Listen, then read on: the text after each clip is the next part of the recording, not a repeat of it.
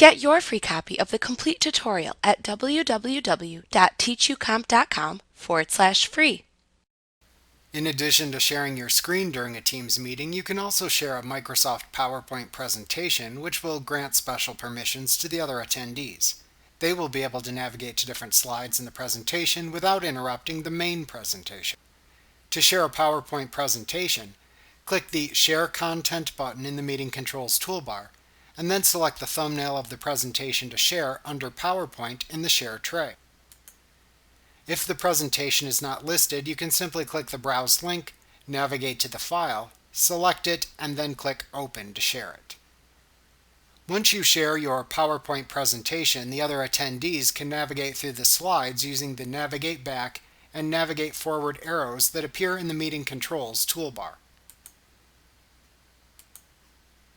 This navigation happens only in that attendee's view of the presentation and is independent of the presenter and all other attendees. The attendee can see the slide that the presenter is currently displaying in the To Presenter button. The attendee can click the To Presenter button to immediately jump to that slide. You can prevent attendees from navigating on their own in the presentation in order to command attention by clicking the Prevent Participants from Moving Through Shared Presentation on Their Own button to the right of the navigation buttons. Participants can also take control of the PowerPoint presentation, which is helpful if you have multiple presenters using the same presentation. To take control, the attendee can click the Take Control button in the Meeting Controls toolbar. You'll receive a notification that tells you the other user has taken control.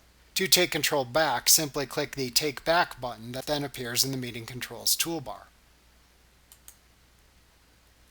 When sharing a PowerPoint presentation, it's important to note the permissions that are granted based on where the meeting is taking place and how it is shared.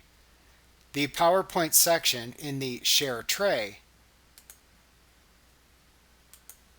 lists the most recent files you have opened in your Teams SharePoint site or your OneDrive account. If selected, participants will be able to view the presentation during the meeting, and they will retain all their access privileges to the file outside the meeting. If you select Browse and then share a file that hasn't been uploaded to Teams before, it will be uploaded as part of the meeting. If the meeting is taking place in a channel, the file will be accessible to all team members of the channel on the Files tab within the channel. However, if the meeting is private, the file will be uploaded to your OneDrive and will only be accessible to the meeting participants.